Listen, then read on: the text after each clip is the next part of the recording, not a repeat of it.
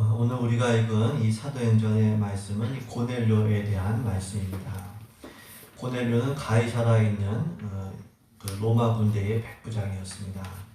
경건한 사람이었고 온 가족과 더불어 하나님을 경외했습니다. 백성을 많이 구제했고 또 항상 하나님께 기도하는 사람이었다고 했습니다. 이방인이 이렇게 하는 게 쉽지가 않죠. 특이한 사람이었죠. 근데 어느 날 환상 가운데 천사가 찾아와서 말합니다. 고넬료야, 내 기도와 구제가 하나님께 상달되었고 하나님께서 내 기도와 구제를 기억하신다. 지금 사람들을 요바로 보내서 베드로를 초청해서 말씀을 들어라. 이렇게 천사를 만나게 된 겁니다. 우리 한 번 더 읽겠습니다. 1절부터 6절까지 한 목소리로 같이 읽겠습니다. 가이사라에 고넬료라는 사람이 있으니 이달리아 부대라는 군대의 백부장이다. 그가 경건하여 온 지방과 더불어 하나님을 경외하며 백성을 많이 구제하고 항상 기도하더니 하루는 제 9시쯤 되어 밝기 보내 하나님의 사자가 들어와 이르되 고넬료야니 고넬료가 주목하여 보고 두려워 이르되 주여 무슨 일입니까? 천사가 이르되 네 기도와 구제가 하나님 앞에 상달되어 기억하신 바가 되었으니 내가 지금 사람들을 요바에 보내어 베드로가 하는 시몬을 청하라. 그는 무도장이 시몬의 집에 유숙하니 그 집은 해변에 있다 하더라. 아멘. 고넬료는 이방인이었지만 경건한 사람이었습니다. 온 가족과 함께 하나님을 경외했다고 했습니다. 참 복받은 거죠. 혼자 믿는 게 아니라 다 이렇게 하나님을 경외하는 복을 받은 거죠. 우리 모두에게 그 은혜가 있기를 소망합니다.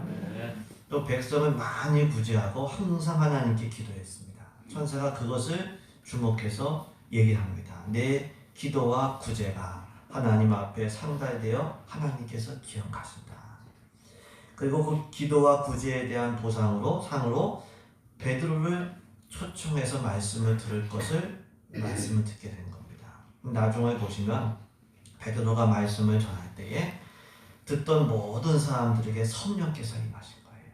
오순절에 그 유대인들에게 예루살렘에 성령께서 임하신 것처럼 이 이방인에게 성령께서 임하신 거예요. 그러니까 유대인 신자들이 하나님께서 이방인들에게도 성령을 부어주시는구나 깜짝 놀란 겁니다. 그렇게 놀라기 시작했고 고넬료에게 성령께서 임하시기 시작하면서부터 이 복음이 어떻게 됩니까? 이방인들에게 전해지기 시작했죠. 그래서 사도행전 전반부는 유대인들이 예수님 믿게 된 것을 전해준다면 후반부로 갈수록 이 안디옥을 비롯한 이방인 지역에 복음이 전해진 게 나오는 게 된 거죠. 근데 첫 시작이 누구냐? 고넬료였습니다. 성령님은 기도와 구제에 열심이었던 고넬료에게 임하신 겁니다. 이를 통해서 알 수 있는 것은 무엇입니까? 기도와 구제가 하나님의 은혜를 받는 수단이 된다는 거예요. 통로가 된다는 겁니다. 기도하고 구제할 때 성령께서 임하시고 하나님의 은혜가 임하게 되는 거죠. 물론 우리는 기도가 은혜 받는 방법을 많이 들어서 너무 잘 알고 있어요. 그래서 기도생활 열심히 해야 된다 이 말씀을 많이 들었어요. 오순절 성령께서 임하실 때에도 120명의 성도들이 마다의 다락방에 모여서 오로지 기도하기를 힘쓸 때 그때 임하신 겁니다. 기도할 때 성령 충만 받게 되고 기도할 때 기쁨 충만 받게 되는 줄로 믿습니다. 근데 기도만 성령의 은혜를 받는 방법이 아니에요. 기도와 함께 뭐가 있습니까? 구제도 하나님의 은혜를 받는 방법인 거예요. 그 예가 성경에 많이 나오고 있습니다.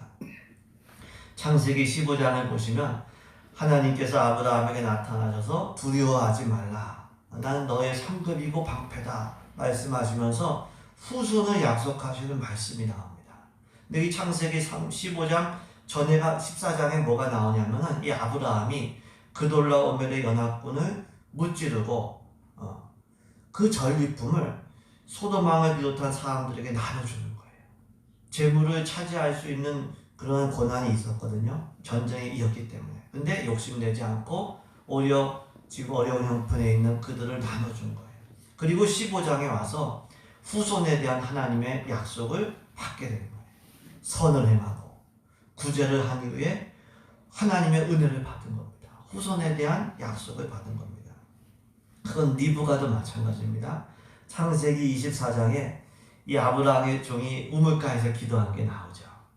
하나님, 제가 여기서 이 소녀들이 올 텐데 제가 물을 달라고 기도하겠습니다. 근데 그 소녀가 저뿐만 아니라 이 낙타 10마리에게도 물을 준다면 하나님께서 예비하신 이삭의 배필로 제가 알겠습니다. 근데 사막을 여행한 낙타 10마리에 물을 준다는 게 이게 보통 힘든 일이 아니거든요. 근데 그 기도가 맞추자마자 누가 하냐면 리브가가 왔어요. 그리고 리브가가 정말 그렇게 해줬어요. 아브라함의 종뿐만 아니라 이 낙타에게도 물을 주게 된 거죠. 리브가는 어려운 처지에 있는 나그네를 돕고 선대했습니다. 그리고 자기 배필을 만나는 은혜를 잊게 된 거예요. 어려운 이웃을 돕고 선대하는 것을 통해서 하나님의 은혜가 임하는 겁니다. 그것은 예수님을 섬겼던 여자들도 마찬가지였습니다. 누가복음 8장을 보시면 막달라 마리아, 헤롯의 청지기 구사의 아내 요한나, 그리고 수산나, 다른 여자들과 함께하여 자기들의 소유로 예수님과 12제자를 섬겼다고 했어요. 예수님은 만왕의 왕이셨지만 이 땅을 사실 때 머리 둘 곳이 없을 정도로 가난하게 사셨어요. 참 힘들게 사셨어요. 병 고치는 능력이 있었기 때문에 돈을 벌려고 하셨다면 엄청 버셨겠죠. 근데 실상은 그렇게 사지 않으셨어요. 막달라 마리아를 비롯한 여러 여자들의 경제적인 섬김을 받으면서 사셨습니다. 근데 부활하신 후에 누구에게 가장 먼저 나타나셨냐면 막달라 마리아를 비롯한 그 여인들에게, 그 여자들에게 나타나신 겁니다. 자신들의 소유로 예수님의 일행을 섬겼던 여자들에게 부활하신 예수님은 가장 먼저 나타나신 겁니다. 경제적으로 돕고 구제하는 것은 하나님의 은혜를 받는 방법이에요. 부활하신 예수님을 만나는 방법이에요. 기도나 예배 드리는 거, 전도하는 거, 성령 충만을 받는 방법이기도 하지만 구제 역시 하나님의 은혜가 임하는 통로입니다. 사도행전 2장을 보시면 초대 예루살렘 교회의 모습이 나오는데요. 오순절 성령께서 임하신 이후에 초대 예루살렘 교회가 세워지게 되었죠.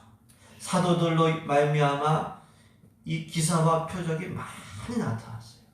온 백성의 칭송을 받으며 주께서 구원받는 사람을 날마다 더해 주셨어요. 참 모든 시대의 교회들이 부러워하는 교회가 초대 예루살렘 교회였어요. 근데 이 초대 예루살렘 교회의 특징 중에 하나가 재산과 소유를 팔아 각 사람의 필요에 따라서 나누어 주는 교회였어요. 초대 예루살렘 교회도 어려운 이들을 구제하는 교회였습니다. 구제하는 교회에 하나님의 은혜가 임하는 거예요. 성령의 역사가 나타나 기사와 표적이 나타나고 구원받는 사람들이 더해지는 거죠. 구제는 하나님의 은혜를 받는 은혜의 통로가 된다라고 하는 거예요. 우리가 늘 기억해야 될 줄로 믿습니다. 구제하면요, 교회에 하나님의 은혜가 임하고, 구제하면은 그 개인에게 또 그 가정에 성령께서 임하셔요. 그리고 후손들에게도 복이 임합니다. 시편 37편에 의인이 버림을 당하거나 그 자손이 구걸함을 보지 못했다고 했어요. 왜? 의인이 종일토록 은혜를 베풀고 나누어 주기를 좋아하니까 그의 자손이 복을 받는도다. 이렇게 말씀하고 있는 것이죠. 결국 어려운 형편에 있는 이웃들을 돕고 선대하고 하는 이 구제는 자기도 복받고 후손들도 복을 받는 방법이죠. 성령의 은혜를 받는 방법이고 교회가 부흥하는 방법이고 부활하신 예수님을 만나는 방법입니다. 구제를 통해서 하나님의 은혜를 경험하시길 예수님의 이름으로 축복합니다. 더 나아가 이 구제는 은혜의 통로가 되는 동시에 우리가 마땅히 해야 할 성도의 의무이기도 합니다. 하나님의 백성으로 지켜야 할 10가지 계명을 주셨어요. 두 부분은 나눠집니다. 하나님과의 관계에서 지켜야 될 계명, 1계명부터 4계명. 그리고 이웃 사람들과의 관계에서 지켜야 될 계명이 나중에 나오죠. 이 10가지 계명을 하나님 사랑, 이웃 사랑 둘로 다 요약을 할 수가 있는데, 하나님의 백성은 하나님을 사랑하고 마땅히 이웃을 사랑하는 게 그게 의무입니다. 그게 해야 될 일이에요. 근데 구제는 이웃 사랑의 방법이 되는 거죠. 그렇기 때문에 구제는 은혜 받는 방법이기도 하지만 우리가 마땅히 해야 될 그러한 의무이기도 한 것입니다. 요한복음 15장에서도 예수님께서 예수님의 계명을 지키는 거에 대해서 말씀하시죠. 너희가 내 계명을 지키면 내 사랑 안에 거하리라. 너희가 내 계명을 지키면 내 사랑 안에 거하리라고 말씀하시면서 내가 이것을 말하는 것은 내 기쁨이 너희 안에 있어 너희 기쁨을 충만하게 하려 합니다. 예수님 계명 지키면 예수님 사랑 안에 거하고 예수님의 기쁨이 넘치게 되는 거예요. 그러면서 예수님 사랑이 뭐냐고 하셨냐면 내 계명은 내가 너희를 사랑하는 것 같이 너희도 서로 사랑하는 것입니다. 사랑의 계명을 말씀해 주셨어요. 사랑할 때 주위 사람들을 돕고 선대하고 구제할 때 예수님 안에 거하고 기쁨이 충만해진다고 했습니다. 그게 예수님 주신 계명이라고 했습니다. 또 우리는 하나님의 은혜와 긍휼 없이는 살 수가 없어요. 그래서 늘 우리 교회 와서 예배 드릴 때 주님 은혜 주세요. 주님 저 긍휼히 여겨주세요. 우리 늘 기도하지 않습니다. 근데 내 옆에 어려운 이들을 향해서 은혜와 긍휼 베푸기를 거절한다면 이것도 이게 맞지가 않는 거예요. 심은 대로 거두기 때문에 하나님으로부터 우리가 응답받고 거두려면은 이웃을 향해서도 은혜와 긍휼을 심고 베풀어야 됩니다. 구제는 은혜 받는 통로인 동시에 마땅히 해야 될 일이에요. 이거는 당연히 해야 될 일인 겁니다. 어려운 일들이 또 어려운 사람들이 주위에 있다면 돕고 선대하는 구제를 통해서 은혜 많이 받는 우리 모두 되고 이웃 사랑의 계명도 지키는 우리 되기를 소망합니다. 이처럼 구제는 하나님의 은혜가 임하는 통로고 하나님의 백성으로서 마땅히 해야 될 일이죠. 그럼에도 불구하고 우리가 욕심과 이기심에 빠지면 구제하는 것을 꺼려하게 됩니다. 누가복음 16장에 부자가 나오죠. 날마다 좋은 옷 입고 날마다 잔치하고 근데 자기 집 문 앞에 거지 나사로가 있는데 전혀 배려하지 않습니다. 왜? 자기 쾌락만, 자기 즐거움만, 자기 배부름만 관심을 가진 거예요. 이기심, 욕심 그것 때문에 거지 나사로를 도울 생각은 못하는 거예요. 결국 지옥에 간 겁니다. 욕심과 이기심은 구제를 막는 장애물이에요. 자기 영혼을 망치는 병이죠. 또 자기가 가진 것이 자기의 것이라고 하는 착각도 구제의 장애물이 되는 것입니다. 사무엘상 25장에 나오는 나발이 그랬죠. 나발이 이 부자였는데 다윗으로 인하여 보호를 받으면서 목축을 할 수가 있었습니다. 근데 이제 다윗이 식량이 필요하니까 도움을 구했어요. 근데 그것을 거절한 거예요. 단칼에 거절하면서 모욕을 주기도 한 거죠. 요즘 누가 주인에게서 억지로 떠나는 종이 많다. 이렇게 애둘러 둘러가면서 아주 무시한 거예요. 어찌 내 떡과 물과 내 양털 깎는 자를 위하여 잡은 고기를 가져다가 어디서 왔는지 알지 못하는 자들에게 주겠느냐. 안 준다는 거예요. 다윗이 그 시기에 사울왕의 시기와 미움을 억울하게 받고 있었지만 나라를 구한 영웅이에요. 나라의 군대 장관이에요. 다윗의 도움으로 자기는 목축을 마음껏 할 수 있었어요. 근데 다윗을 비난했고 어디서 왔는지도 알지 못한다. 이렇게 모욕을 한 겁니다. 내 떡과 내 물과 내 양털 깎는 자를 위해 잡은 고기를 줄 수 없었다고 했어요. 나발이 반복해서 한 말이 내 것, 내 떡, 내 물, 내 사람. 자기 거라고 생각한 겁니다. 근데 다윗이 그렇지 않아요. 다윗은 그렇지 않습니다. 역대상 29장을 보시면은 다윗이 성전 건축을 위하여 이 예물을 드리면서 이렇게 고백합니다. 나와 내 백성이 무엇이기에 이처럼 즐거운 마음으로 드릴 힘이 있었나이까. 모든 것이 주께로부터 말미암아 싸우니 우리가 주의 손에서 받은 것으로 주께 드렸을 뿐이니이다. 다윗은 자신과 백성이 드리는 모든 것이 하나님께로부터 왔음을 고백했어요. 하나님의 손에서 받은 것을 하나님께 드렸을 뿐입니다. 이렇게 고백했어요. 다윗은 자신이 주인이 아니라 하나님께서 주인이심을 알았어요. 내 것이라고 생각하면 이것은 구제하고 선대하고 선을 베풀기가 힘들어집니다. 우리의 것이 아니라 하나님의 것이, 하나님이 주신 거예요. 창세기 1장 1절에 성경의 처음 시작이 태초에 하나님이 천지를 창조하셨습니다. 이 말씀은 모든 게 다 하나님의 것이다. 우리의 생명도 우주도 우주 안에 있는 모든 것이 다 하나님의 것이.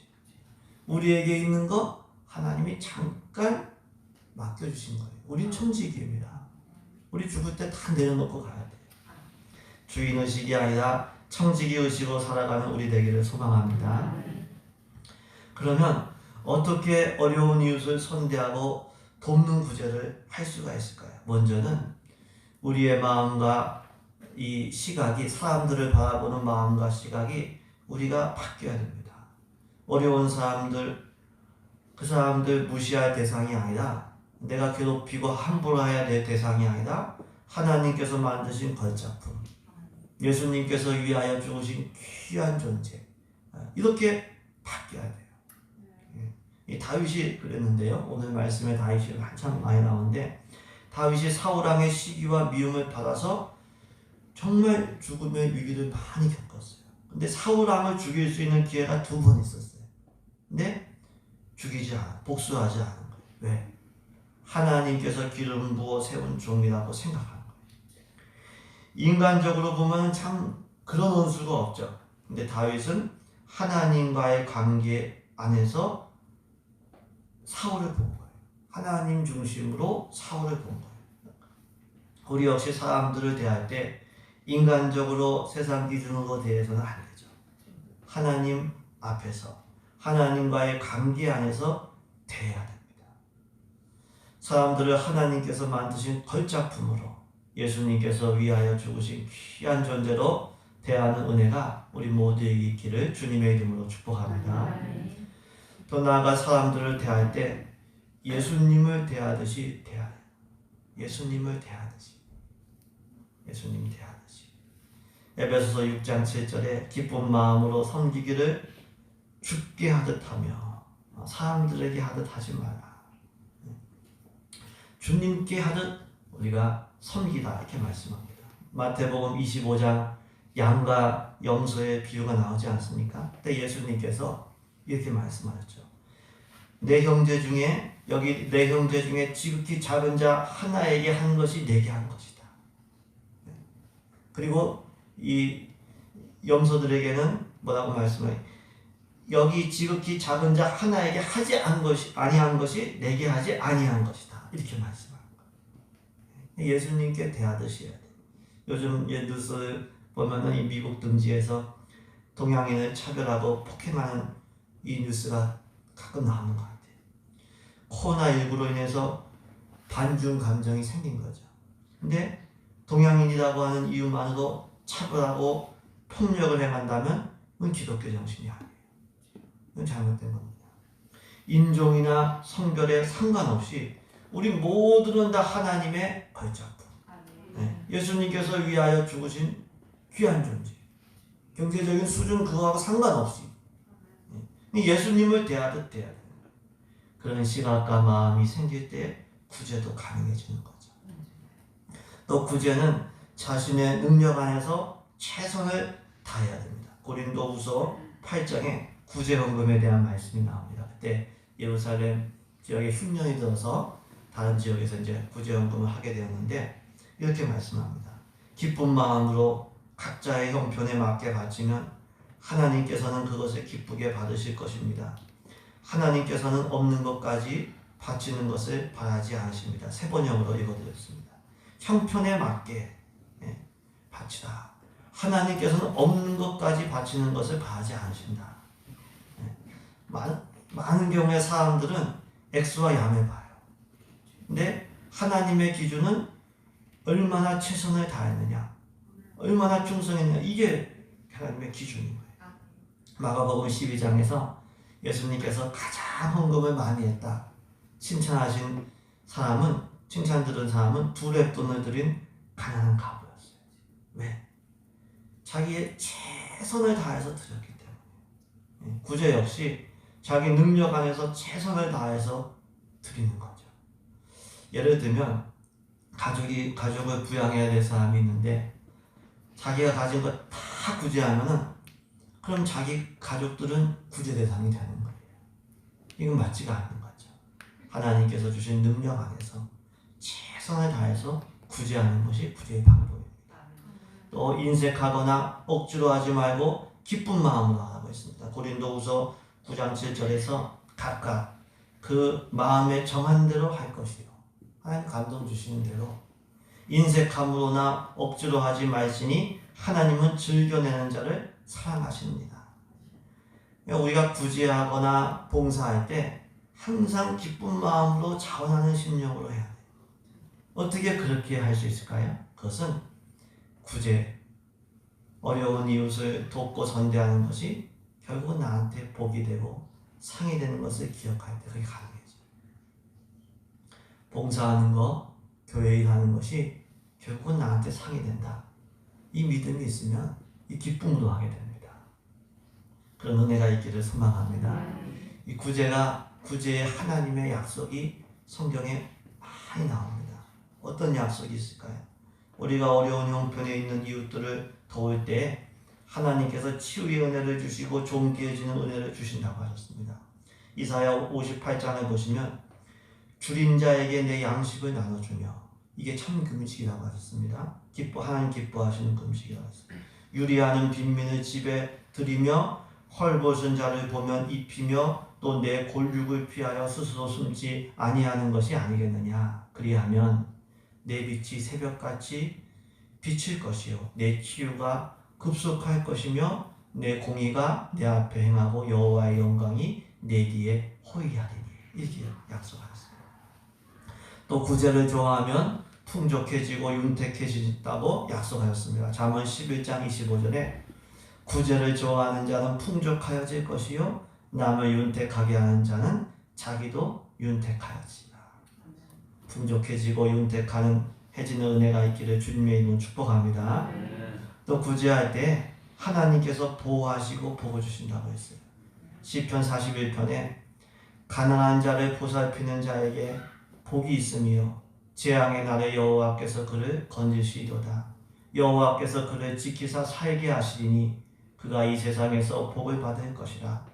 여호와께서 그를 병상에서 붙드시고 그가 누워있을 때마다 그의 병을 고쳐주시나이다. 이렇게 말씀합니다. 또 구제하면 하나님께서 후이되어 누르고 흔들어 넘치도록 주신다고 했습니다. 누가복음 6장의 말씀이죠. 주라 그리하면 너에게 줄 것이니 곧 후이되어 누르고 흔들어 넘치도록 하여 너에게 안겨주리라. 너희가 헤아리는 그 헤아림으로 너희도 헤아림을 도로 받을 것입니다. 이렇게 말씀합니다. 그렇기 때문에 도움이 필요한 이들, 귀찮은 이들이 아니라 우리에게 복을 가져다 주는 이들로 우리가 생각을 해야 됩니다. 누가복음 14장에서 예수님께서 잔치를 베풀거든 차라리 가난한 자들과 몸 불편한 자들과 저는 자들과 맹인들을 청하라. 그리하면 그들이 갚을 것이 없으므로 내게 복이 되리니 이는 의인들의 부활 시에 내가 갚음을 받겠습니다 하시더라. 이렇게 말씀입니다. 물론 우리가 경제적이고 물질적인 구제만 해서는 안 되죠. 영적인 구제도 해야 됩니다. 예수님 몰라서 영적으로 죽어가고 영적으로 가난한 이들도 있습니다. 그들을 긍휼히 여기고 전도하는 것 영적인 구제입니다. 결국 우리는 심은 대로 거둘 거예요. 고린도후서 9장 6절에 적게 심는 자는 적게 거두고 많이 심는 자는 많이 거둔다 하는 말이로다. 영육간의 기쁨으로 선대하고 구제함으로 영육간의 풍성한 은혜를 누리시길 예수님 이름으로 축복합니다.